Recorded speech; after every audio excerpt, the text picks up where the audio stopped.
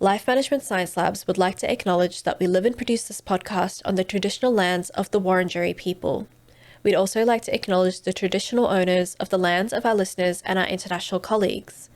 We'd like to pay our respects to their elders, past, present, and emerging.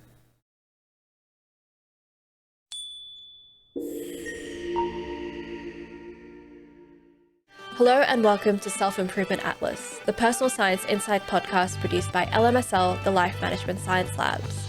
We are champions of life management science, providing structured insights informed by science and inspired by practice on key aspects of conscious living. Each week, we bring you scientific and practical insights on each element with the expert knowledge of professionals in the field. I'm your host, Aditi Kutty. Let's get on with the show. Hello and welcome to Self-Improvement Atlas, the Personal Science Insights podcast. I'm here today with Dr. Julie Fratantoni. She is a cognitive neuroscientist at the Center for Brain Health at the University of Texas in Dallas and the head of operations at the BrainHealth Project. Dr. Julie, thank you so much for joining us. Thank you for having me. I'm really excited to talk to you today. We're going to talk about how the brain affects our thinking. And between you and me, when I talk to brain experts and neuroscientists, it's my absolute favorite kind of episode. So tell me a little bit about yourself and what you do. Sure. Well, have always been passionate about health in general and fell in love with the idea of brain health and really optimizing brain performance when I started working on my PhD, actually. And so I was fortunate to be at the Center for Brain Health, which is where I work now, and to really learn from some minds that were just thinking about the brain in different ways and really a proactive and preventative stance. Much of what we see in research is really focused on injury and disease or kind of early detection. And so this is kind of a new way of thinking about the brain to really see that there's so much that we've learned in the last several decades, truly major advances when it comes to understanding our own brain. And so much of that is helpful and can help us really to lead a better quality life, to be able to do more, enjoy more, and but just a lot of us don't know how or what to do. And so my area of passion and expertise is taking really behavioral science and leveraging that to make neuroscience approachable and accessible and to create tools to help people on their journey for building a better brain. Yeah, that's so cool. I'm really we're going to be talking a lot about that today and how the brain kind of how we think, and I guess the deeper we're going to go really deep into a lot of those things because we were talking earlier and you were saying there's so many different ways to interpret thinking and how thinking works and how the brain goes through those processes. But before we kind of get into that, we have a segment called Have You Met Dr. Julie Fratantoni, where I ask you a few really quick questions and they're very simple and there's no wrong answer. So are you ready? Are you ready to answer them? Yes. Fantastic. What is your favorite book? Ooh, a favorite book? It's kind of embarrassing, but I grew up with the Harry Potter books and have read them all multiple times. And so that is for sure a favorite. Yeah, for sure. I'm the same. I've read Harry Potter so many times growing up, watched the movies. Oh, it's so good. What about a favorite movie? A movie that I quote a lot. I don't know if it's my favorite movie, but I don't know if you've seen Office Space. It's old. No, I haven't seen it. Or another one that I love is Slumdog Millionaire. That was more an indie film, but it's so good. Yeah. Yeah. That's a good one for sure. What about a podcast that you've been listening to lately? I go through phases where I get really into certain podcasts and then I kind of get over it. So in a variety of topics, I really liked for a bit, How I Built This is classic, 99% Invisible, just about the hidden design in a lot of things. I love the Bible Project podcast. Cautionary Tales is another one. And then, of course, Huberman Lab when it comes to neuroscience. Yeah, absolutely. Human Lab, I think it's referenced a lot in this particular segment by other guests. So that's pretty cool. What is a famous role model that you've looked up to growing up? I honestly I don't have a famous one. I think I've had a lot of people in my life that I've looked up to for different reasons. But I think it's hard to, even especially people that are famous, that you don't know them because you really don't know, what it really takes. You don't see all of kind of the gritty behind the scenes. I mean, more so now, I guess, with social media and there's nothing's private. But there wasn't any particular person that I was like, oh, I want to be like them. I mean, maybe in some small ways, but no one really comes to mind. For sure. What about a kind of personal role model in that case? That doesn't have to be famous. Yeah. I mean, there's a lot of people that I work with now that I love learning from. A lot of our CEO and our executive team. I think the things that I really admire about them is just the ability to be incredibly visionary, but then also to be incredibly strategic. And I think that's a tough balance to strike, and really learning how to motivate a team and how to take your ideas and turn them into real things that people can use.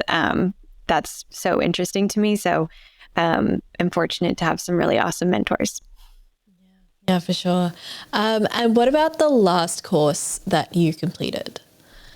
The most recent course I did was a behavior design boot camp through Irrational Labs. It was really interesting. So, okay, what did that entail?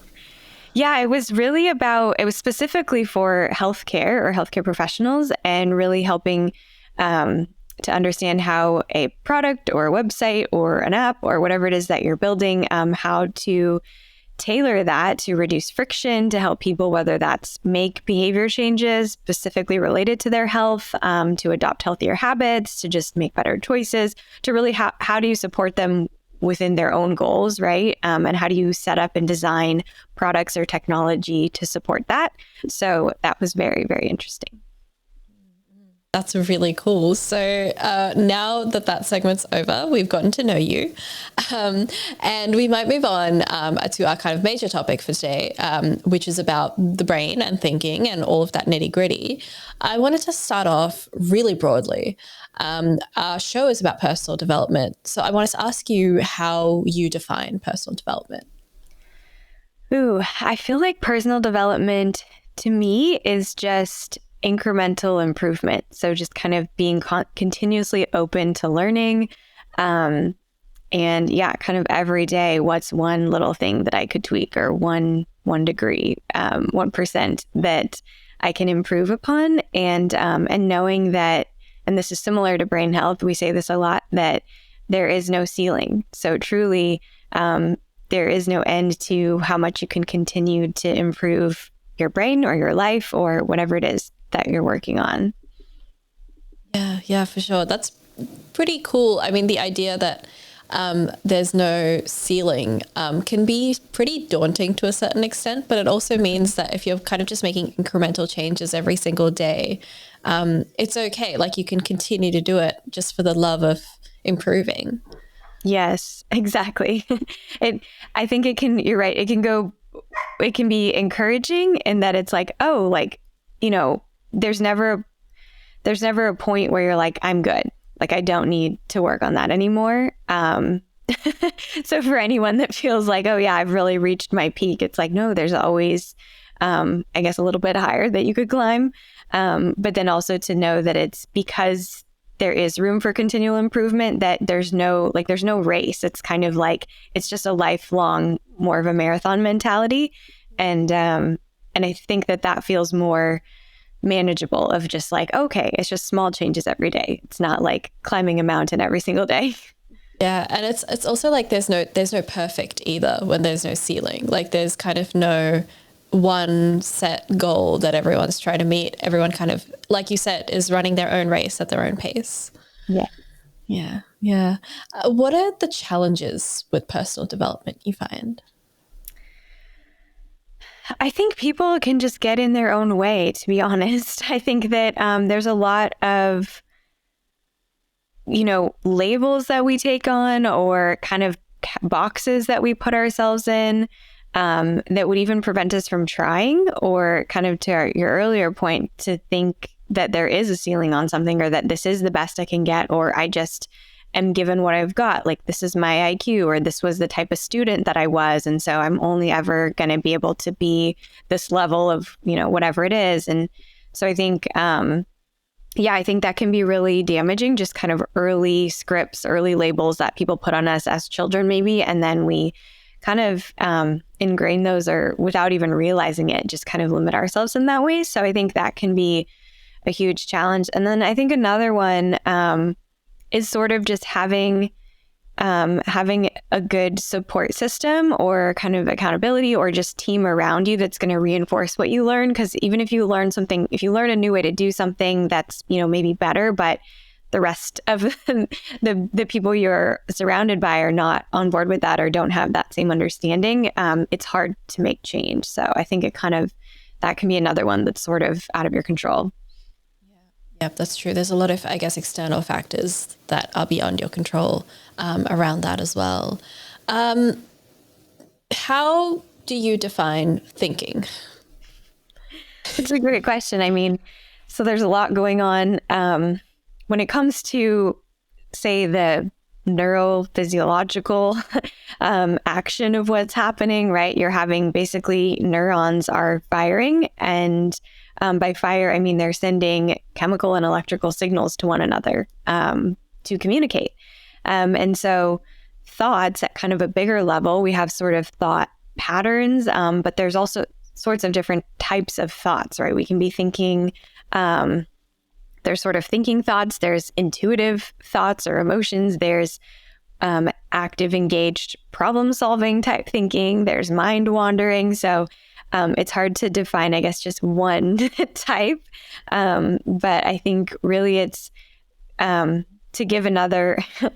introduce another term, humans have the unique ability to actually think about their thinking. So, we talk about, for anyone listening, if you've done any sort of mindfulness app, that they ask you to kind of sit back and observe your thoughts, like notice what thoughts are popping up, kind of watch them float by. And so that ability to observe our own thoughts, or to be aware of what we're thinking, is called meta-cognition.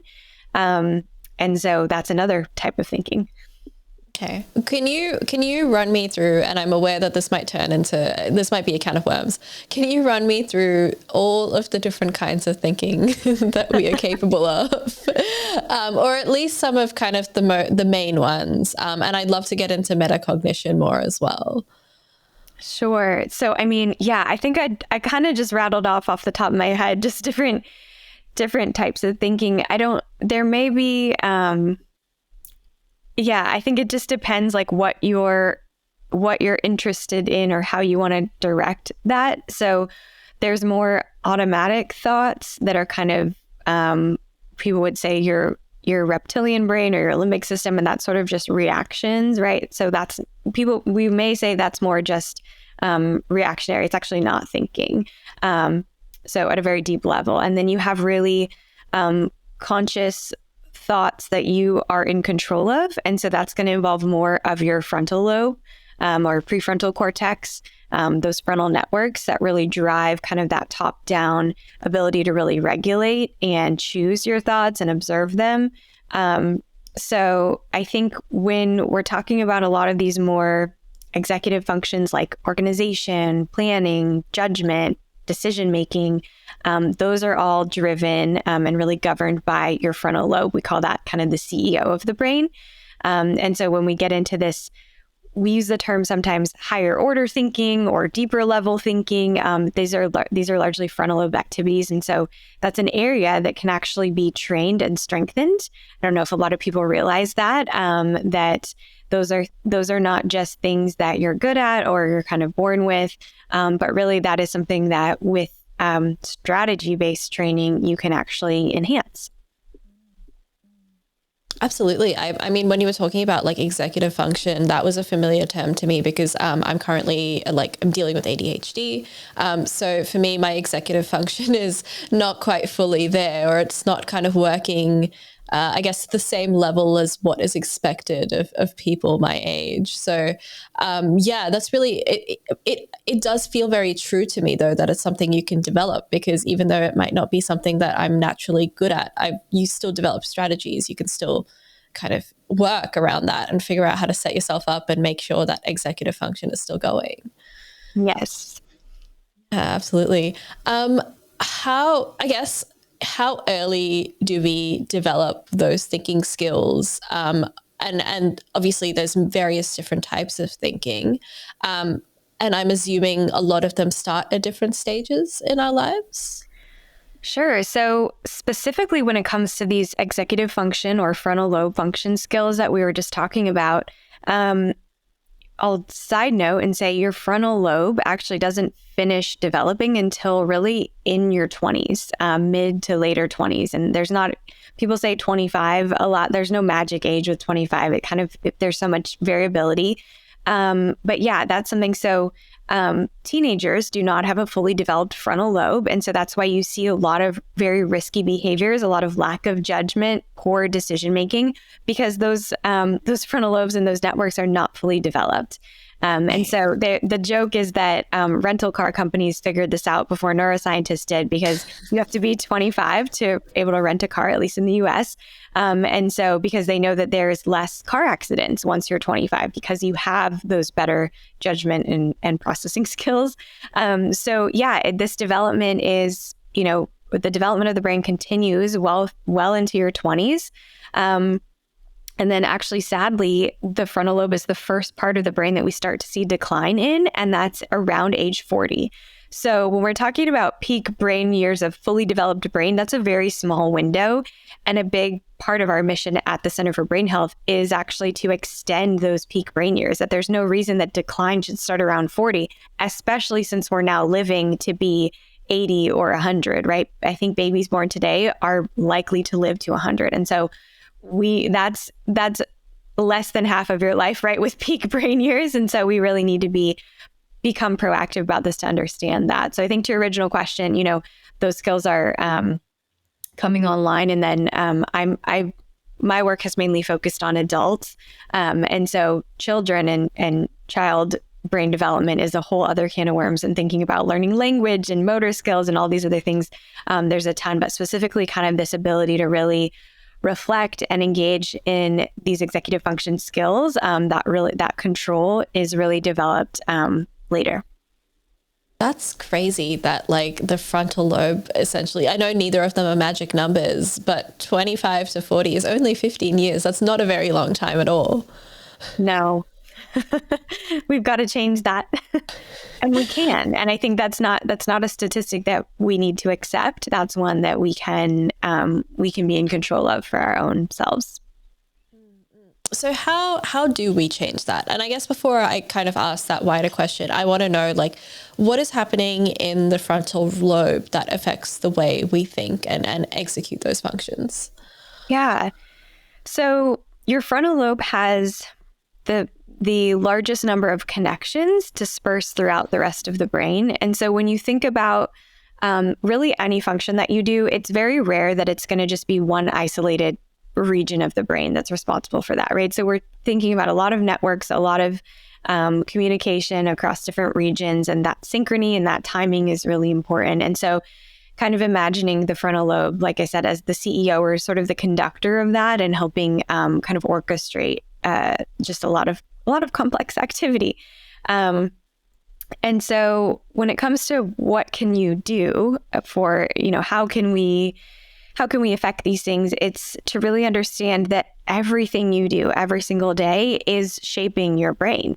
It's strengthening certain connections and weakening others. There's skills, if you played an instrument in elementary school or growing up and you haven't touched it since, or you took piano lessons when you were 6, and you've forgotten, right? Those are connections that were weakened and pruned because you're no longer using them. And then if you start learning a new skill, like you mentioned, taking a new course or, trying something new, we're going to be strengthening different pathways. But it's not even just as big as learning a skill. It's as small as a habit of every morning stepping outside, or taking a panoramic view or getting morning sun, or, it's kind of like all these little things, working nonstop, not taking breaks, sitting all day. Those are also going to be affecting your brain and shaping it. So to really understand that the brain you have is a brain that you've built based on how you've used it.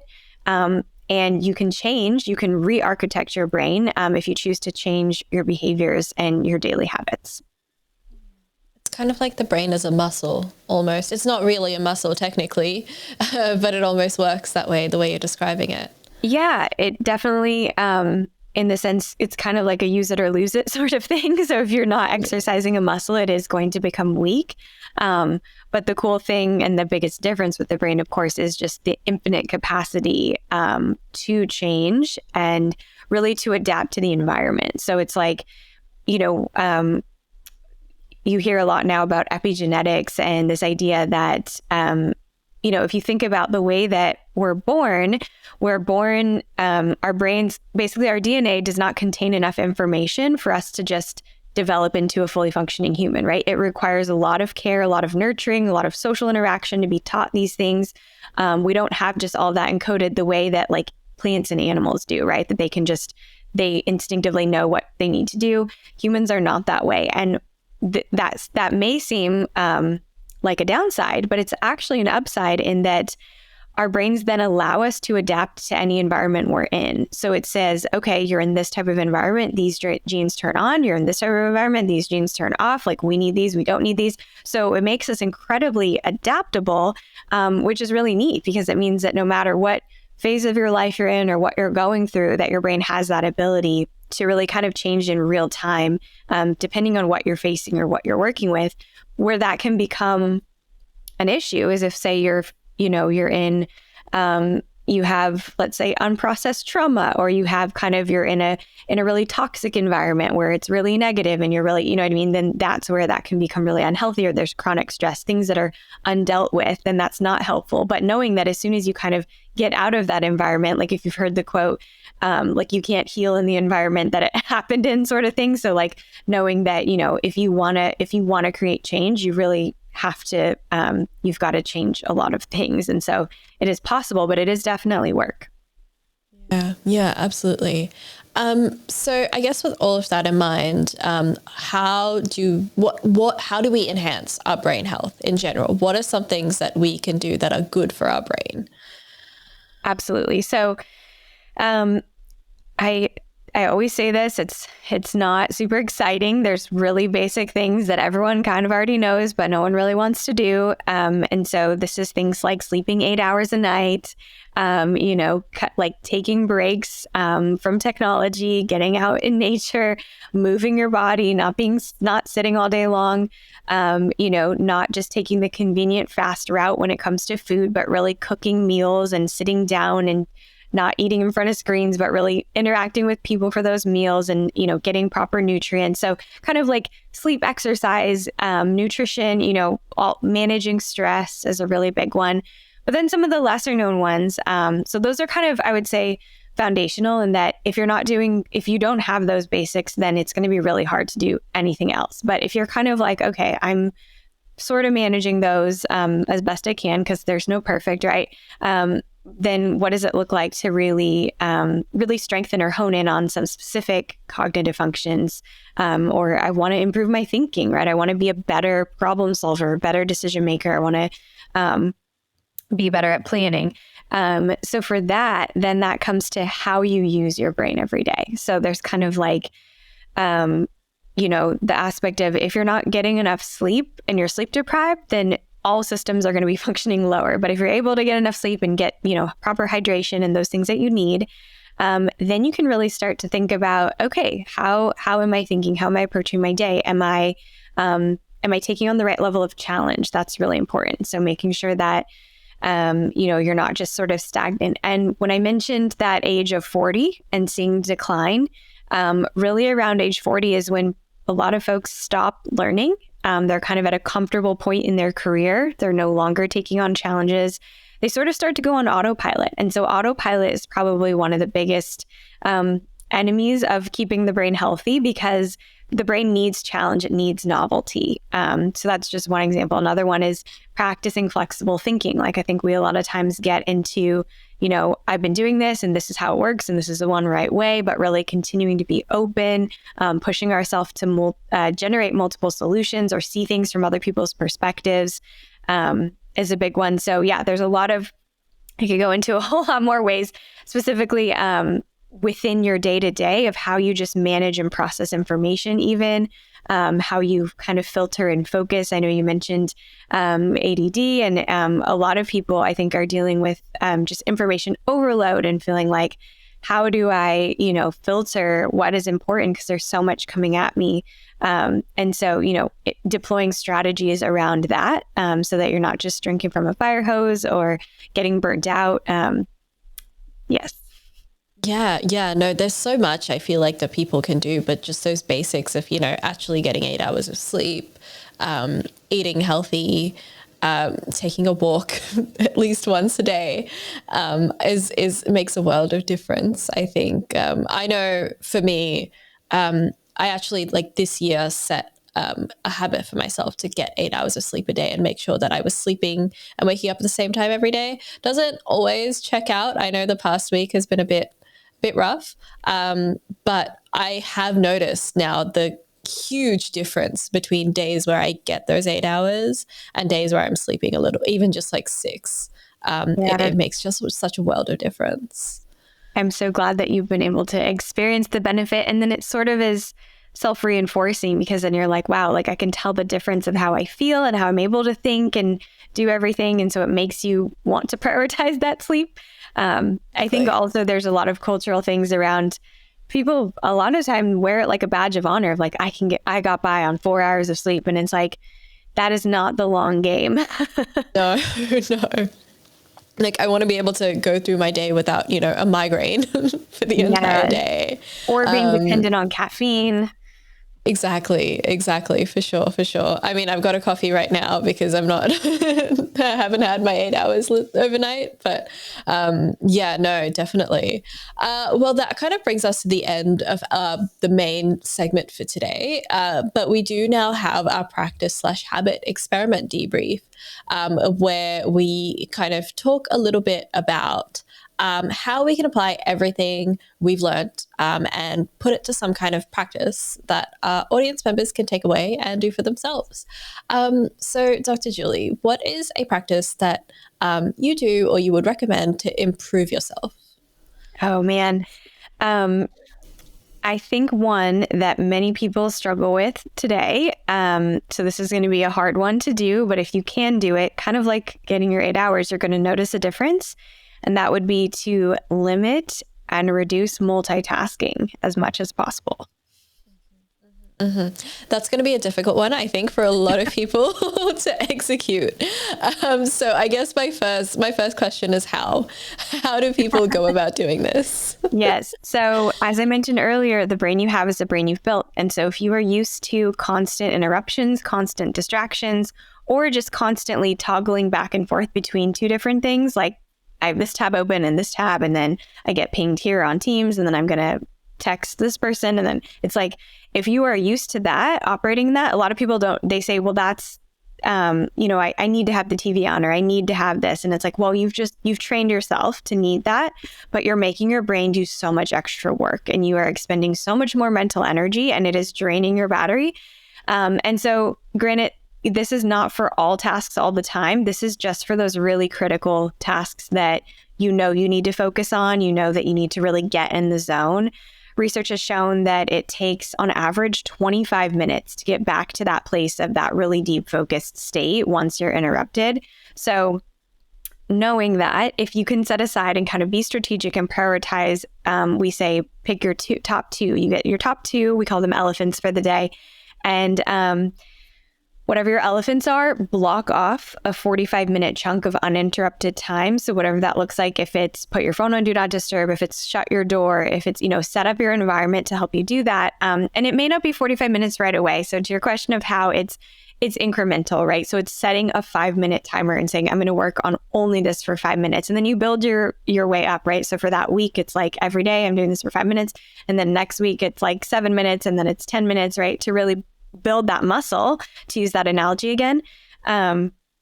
And it is going to feel very hard. Another way that you can sort of help practice this is like when you're driving, for example, to not turn off the radio, no music, no podcast, not talking on the phone, and just let yourself really do one thing at a time. And I think at first people go a little bit crazy. They're like, I hated it.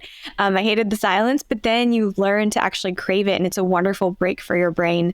So I kind of am mixing in two different things of having that break, but also really when you are constantly overstimulated, it is really agitating. It's increasing stress and cortisol. And so to really give yourself like, okay, just this for right now, and you will be so much more productive.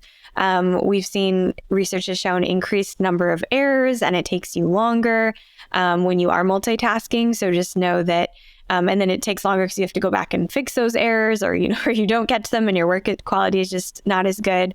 So yes, to get to be the most efficient with your time, doing one thing at a time is actually going to be the most efficient. Whereas I know a lot of people multitask because they are trying to save time, but you're really stressing your brain out. It was not meant to do more than one thing at once. It really, and you'll see this which is why there's so many accidents if you are texting and driving, or if you are even messing with the radio, it's like you cannot focus on both things at once. And we do get pushback sometimes where people will say okay, I'm a pilot, right? And I've got all these different screens and buttons and dials, and I've got to pay attention to all these different things. It's like, that's fine because it's all one common goal of keeping the plane in the air. So when it's all towards the same goal, that's fine. But if you're switching between I'm, having a conversation with you and then also listening to the news that's on over here, right? It's not going to go well. Yeah, for sure. I think I definitely know a lot of people will be very disappointed to hear that they can't listen to music while in the car. But I can understand it to a certain extent because I think people forget that driving, the amount of concentration that driving actually requires and the amount of brain power that we need. I think we tend to be on autopilot when we're driving a car, especially if we've been doing it for quite a few years. But when you almost enter an accident, you kind of wish, oh, I should have been paying way more attention at that point. And it's usually because your brain wasn't completely focused on the task. Yes. And I will say driving and listening to the radio is fine, or listening to music, it's okay. I wouldn't necessarily consider that multitasking. That was more just to support the point that we've built very busy and distracted brains that are used to having a lot going on. So that sort of feels comfortable. I would just say, yeah, I think you made the good point of that, it really is a complex cognitive task to be operating a vehicle and to do so safely, that we sort of just go on autopilot for, which is pretty scary because we never, even if you're going the same route every day, you never know what might be happening with other cars on the road or people or animals. Anyway, so yeah, I think the point was that I wouldn't say that necessarily is multitasking, but it just we are training ourselves to really build brains that kind of seek that out. And so I think even a lot of people will say well, I have to study and have music on. I think white noise is a little bit different. If you need to drown out, if you are in a noisy environment, or if you're in an open co-working space, or you have open office space, sometimes I would say that white noise is going to be better than having to block out conversations because that's active extra work for your brain. But if that music has lyrics or anything, it's your brain's still processing it, whether you're paying attention to it or not. It's still requiring those cognitive resources. That's really true. I'm unable, I listen to music a lot while I'm working, but I'm unable to listen to anything with music, especially if I have to focus on writing other words and that kind of thing. It's just going to clash and I'm going to be focusing on the music instead. Yeah, for sure. What are 3 good things about reducing your multitasking? So reducing your multitasking, one, is going to help you it's going to reduce stress in the moment of all that going on. It's also going to reduce stress because you're probably going to accomplish more with your time. So you're going to be less stressed about getting things done or having that to-do list kind of weigh on you. You're going to know like, okay, like I, have made progress today that I can feel good about. So that's kind of 2 in 1. The other benefit is just that this is a brain healthy practice. This is something that when we talk about brain health as a long game or like longevity and really wanting to extend our peak brain years, right, to match our lifespan, that this is something that is going to help you extend those peak brain years to be working at your best longer, so that you're not going to burn out or you're not going to, I would say that's probably reduce burnout and extend your longevity of just peak brain performance. And then I think lastly, I think the first one kind of rolls a lot into that of just being more productive with your time, making less mistakes, being able to be fully present. We all know that mindfulness and being present and being in the moment is really important. And so there's aspects of that allowing yourself to get into that deeper focused state, that type of thinking is a great exercise that keeps your frontal networks and frontal lobes healthy, to really engage in that type of deeper thinking. Again, not all the time, but just those times when it matters.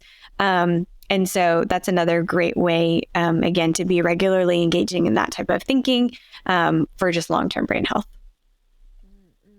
Out of curiosity, and this is not quite relevant, but I do think it might help kind of hit home the point.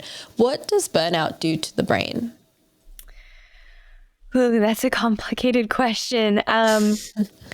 So there's different elements of burnout. I know like cynicism is an element. There's kind of the emotional aspect. There's the aspect of even confidence. There's so many different pieces of it.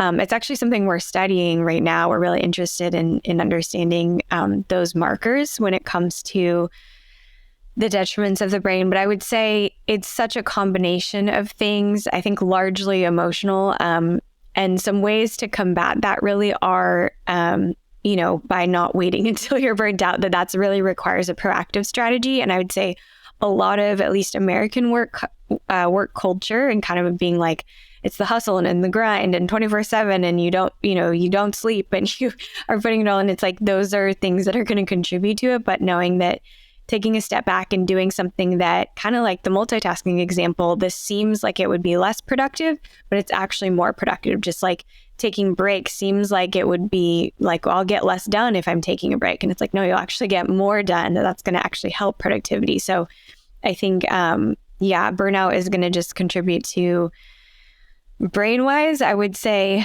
I think there's just like so many different components of that are affected. It's pretty widespread. Absolutely. What are kind of the challenges with reducing multitasking? I know you mentioned that sometimes you do get pushback from people in certain professions as well. Yes, I think, so this would be one where if you are expected to, let's say, always be on call, or there's a certain expectation around fast response time with email or with other things, if you really can't, I would be surprised that, if an employer or supervisor, if you said, hey, I'm blocking this 45 minutes to push this particular task forward, I'm going to be unavailable for this one block or these 2 blocks during the day, I think generally that would be received well, just as long as we're having those conversations. I do think that a lot of people feel the pressure to be always available and always responsive. So it's kind of a healthy exercise of almost just setting those boundaries or setting those expectations with your colleagues or people that may require that type of response. So I think that one can be really challenging for people. Another one is environment, like we talked about, like if you are, say, working from home or you have kids or even you're in the office and you're in an open space, right? Just interruptions are sometimes out of your control. So really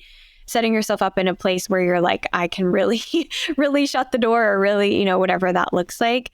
And then the other biggest challenge is just that internal one of sometimes even when it's perfectly quiet and there's nothing pinging or ringing, I internally am thinking, oh, I should go check this, or, oh, I wonder what happened to that, or, oh, I remember I need to make a note about this, right? And so kind of a really great exercise that you can do is the next time you sit down to work on your elephant task, to just take a tally of every single time you get either distracted or interrupted, internal or external, just make a tally mark.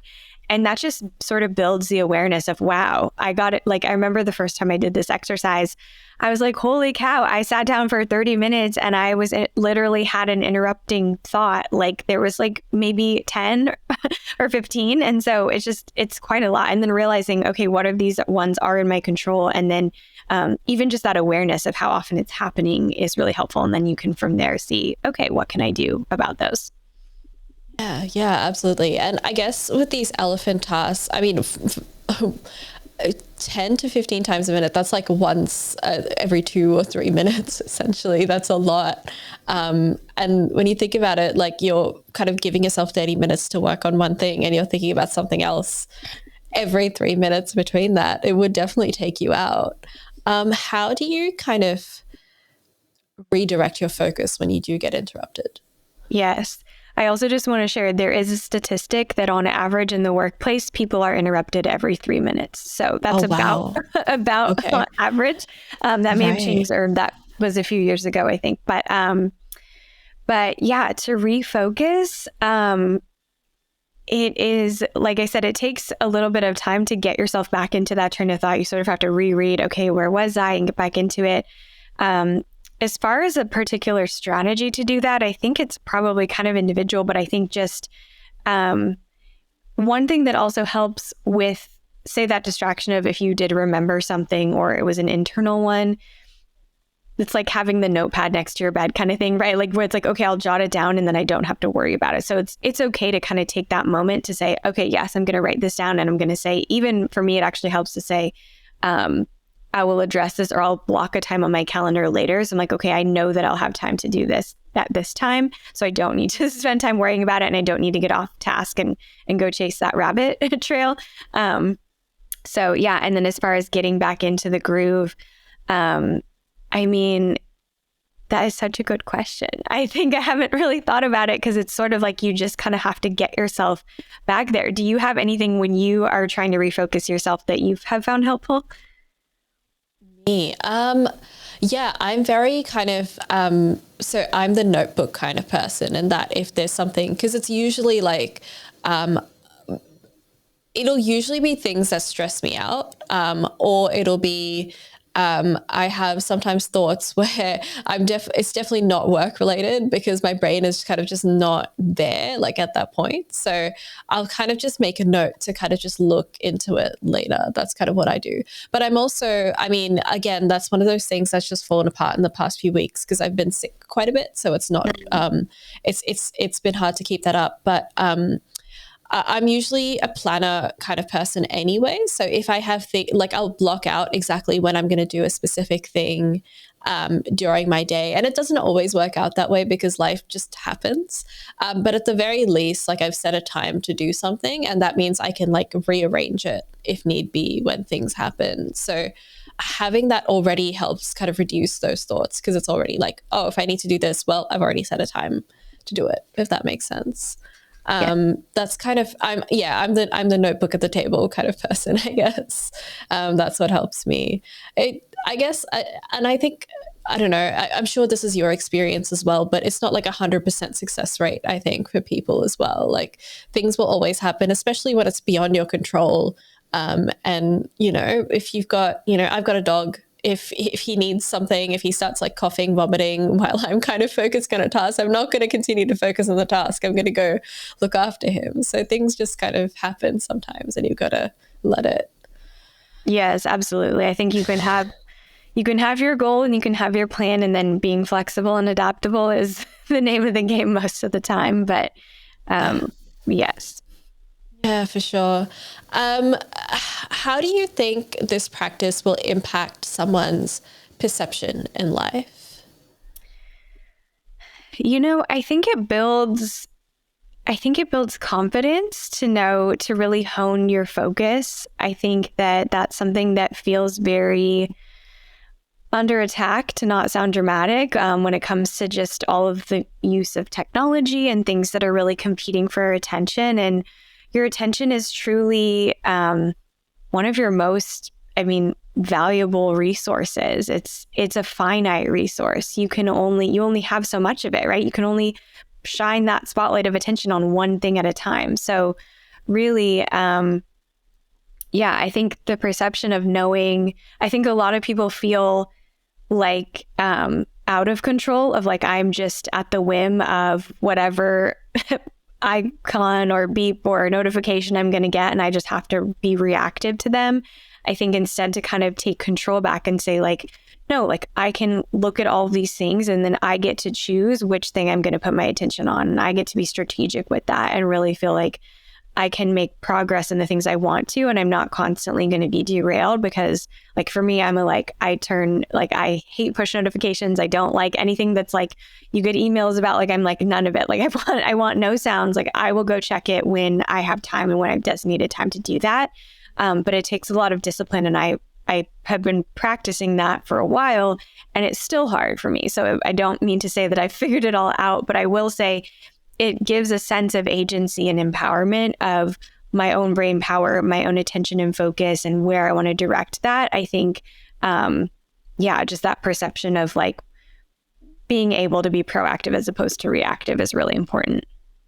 Yeah, for sure. I also like, in terms of like blocking things out, I know that technology, while it can come at our detriment a lot of times when we need to focus, is implementing stuff like focus modes and that kind of thing that kind of pauses all your notifications and just allows you to concentrate on the task at hand, especially since so much of our work is on a screen anyway. It just those little things tend to help.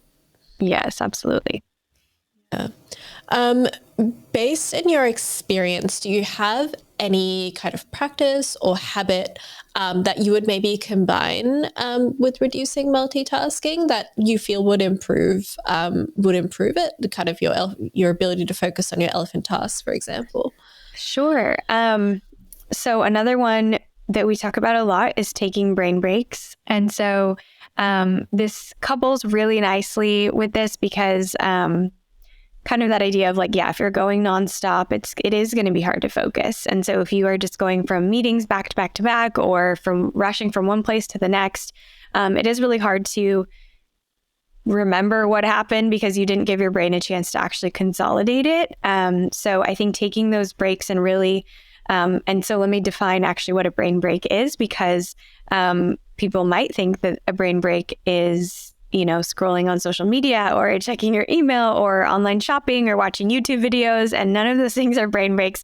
A true brain break is really to disengage from people and technology. So just really no incoming information, really just letting your brain rest. And so you can do that like by taking a walk outside, simply just turning and looking out the window. You can sit there and close your eyes. You can lay down. You can just take a walk down the hall, get a drink of water. It can be any of those things. It can look a lot of different ways. But to intersperse those throughout your day and not wait until you're just completely drained at the end of the day. But we say take 5-minute breaks throughout the day. So, just proactively scheduling those in and knowing, and especially before and after that elephant task, that's going to be really helpful, because having that break just sort of frees up your mind, really helps really pop new ideas or kind of get your brain primed to really focus. And then after you're done in that deep focus, then giving yourself that break to say, okay, and really, get ready to switch gears or work on something else. It's really helpful. I'm so glad you said that, because you've enabled all of the snack breaks I take during the day. Break time's so important. That brings us to the end of our debrief. So thank you so much for sharing that with the audience. And I'm really hoping that everyone watching, myself included, will kind of go on and try to reduce our multitasking in the future. We've now got some questions from the audience. Are you happy to answer them? Sure. Fantastic. The first question is, what is neuroplasticity, and can you improve it by thinking positive thoughts? Ooh. So neuroplasticity is simply the ability for your brain to change and adapt based on how you're using it and based on your environment. And I believe you can change your brain with your thoughts, particularly positive thoughts, and also to know that negative thoughts will also change your brain. So it really is up to you, and your brain doesn't know the difference between positive and negative. You get to kind of teach it and decide which ones you want to focus on. But yeah, anytime, kind of like we talked about a little bit earlier, you're going to repeat a thought pattern that is going to strengthen those connections, and it's going to make it easier to travel that route again. So if you think of it, I like this analogy of like, if you think of like a forest and like, or if you go hiking and you can kind of see the worn path, right? And so it's like the more familiar that path is, the more people take it and the easier it is, because it kind of becomes like a little worn down. And so to create a new habit, like thinking a positive thought or changing the thought, you're going to have to take a different path. And it's going to be harder in the beginning because there's like a lot of bushes and things you kind of have to get through. But then over time, as you do that more and more, that path will become, I guess, more distinct. So I like to think about it that way of like, strengthening, and that old pathway is still there, right? But then over time, it's going to become overgrown and less used, the less that it's used. Right. Yeah. That's a pretty good analogy. That makes a lot of sense. How can we maintain good brain health as we age, and like especially after your cognitive abilities start to decline?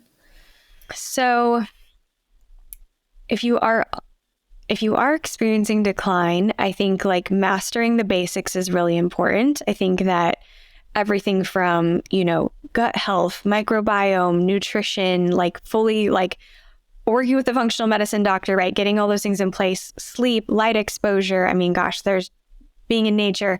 There are so many things. I think truly the best way to keep your brain healthy is to start young, to start now. And so it's never too early and it's never too late. So if you're like, oh my gosh, I'm already in my 70s, that's too late. No, it's not too late. But if you're like, oh, I'm in my 20s and I don't need to worry about it, start now, because aging actually starts in your 20s. So really the best strategy is a proactive one. And it's kind of, the top, if I were to give you kind of like, I have a top 10 list, if you will. And so it's sleeping 8 hours every night, moving every day, some type of movement. It can be a walk. It doesn't need to be like intense Olympic athletics. It can be just any type of movement that works for you. Eating whole, real foods, building strong communities, social connection, and social support is actually one of the number one protective factors when it comes to aging, and especially even cognitive decline. So really having a strong social network and investing in those relationships. Number 5 is managing stress. So there's many ways to do that: mindfulness, breathing, exercise, sleep, taking breaks, staying curious and never stop learning. So that goes to this idea that the brain continually needs novelty, new experiences. You want to be a lifelong learner, be curious. It doesn't mean you have to be getting a new degree. It can be taking, like learning how to play pickleball, or taking a class on, taking an art class, but just learning in general. Aligning with your purpose is huge for brain health. So we've seen that is people with purpose had actually less cognitive decline. So really taking time to figure out what that is, and then being able to kind of dive fully into that.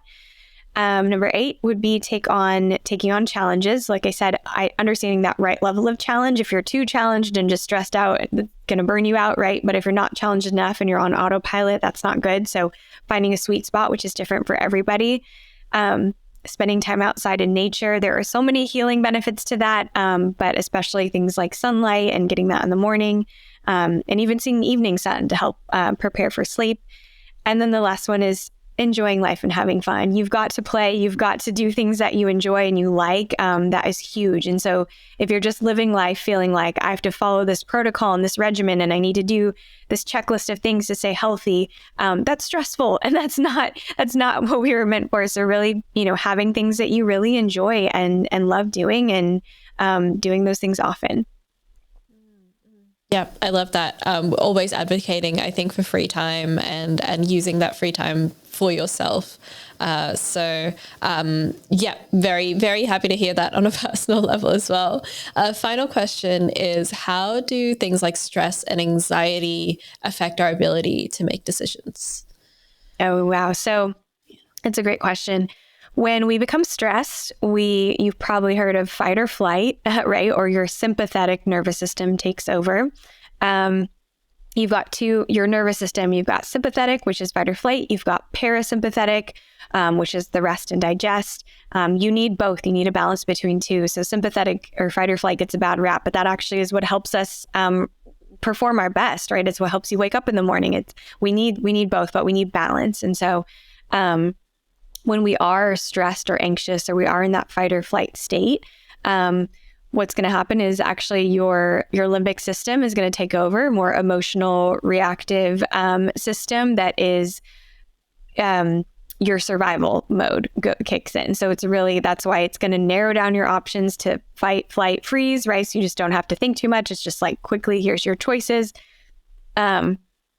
And then that's going to sort of shut off access to your frontal lobes or your prefrontal cortex, which is what allows us to actually make better decisions and think, which is why if you've ever been really upset and you've said or done something you regretted, it's because your prefrontal cortex largely went offline during that kind of that event of high stress. And so just know that when you are really upset or really stressed, that is not the time to make a decision, to actually give yourself a little bit of space. And if your mom ever told you, like, take a deep breath and count to 10 or whatever, like, that actually is helpful. A little bit of breath work or even just some slower breaths can really help regulate. It actually regulates in real time the amount of norepinephrine, which is a certain neurotransmitter that when there's too much of it, you feel anxious. And when you have more of an optimal level, you can really think more clearly. So if you are able to calm down, take a few breaths, and then you'll be able to really access your frontal lobes and utilize that brain power to make a better decision, or to just think more clearly is really important. So yeah, those two systems kind of, when one is engaging, it's protective and to help you survive. But then that's not the time to really, make any big decisions or really small decisions either probably. Yeah, for sure. Just a bit of space, a bit of breath, breathing, and a bit of time can make things a lot better. But thank you. That's the end of our audience questions. So thank you so much for answering them. We now have a final segment of the episode, which is our open mic, in which I let you have a mini TED talk about whatever you feel is important to address right now. Did you have something in mind, Dr. Julie? Yeah, I mean, I think for anyone who really wants to be proactive about their brain, which I feel like everyone does, who doesn't want a healthy brain, right? Who doesn't want their brain to be healthy when they're 100 or even when you're 60, right? That's anything beyond 40, as we talked about. But don't know where to start. We have an ongoing research study called the BrainHealth Project. And so this is a longitudinal study. It's a 10-year long study, and it's all online. So you can participate from anywhere. And it's ongoing right now. You could go to the brainhealthproject.org to participate and really help contribute to the future of brain health research. And in that study, you get access to online assessments, our cognitive training, teaching strategies like the ones I talked about today with not multitasking and taking brain breaks. So really practical things you can do in your daily life. And then there's coaching also, which is optional, like a 20-minute coaching call every quarter. So that's a resource and a great way to feel like you're contributing to science. And we are actually building the mobile app version of that will launch later this year. So you can keep an eye out for that. But yeah, it's a really great resource if you're like, I want to do something but don't know what to do, or I don't know what is actually science-backed. This is completely free because you're participating in a research study. So that's something I'm really excited about and want everyone to be able to benefit from. That's so exciting. And I think kind of the more information that you get from the people who use it as well, the more it benefits the people in the future who want to learn more about their brains. Yes, that's the idea. Yeah, absolutely. I love that. I'm going to be keeping an eye on that app in the future for sure. But thank you so much, Dr. Julie. Where can our audience members find you? Sure. Mostly active on Instagram. My handle is at Dr. Julie Fratantoni. I also have a website, which is just www.drjuliefratantoni.com. Fantastic. Thank you so much. I've learnt so much today and I've had a wonderful time talking to you. Thanks for having me. This was a pleasure. You've been listening to Self-Improvement Atlas, the personal science insights podcast produced by LMSL, the Life Management Science Labs. For more episodes like this from 10 different life management perspectives, search LMSL on YouTube, Apple Podcasts, Google Podcasts, and Spotify, or wherever you get your podcasts, so you can get updated on everything we have to offer. We have a wide range of topics readily available for you to check out. If you enjoyed this episode, please consider rating our show, sharing it, and subscribing to our channel, as it helps us grow and bring you more quality resources. More of our work can also be found on our website at pe.lmsl.net, where you can join our movement. I'm Aditi Kutty. Thanks for tuning in.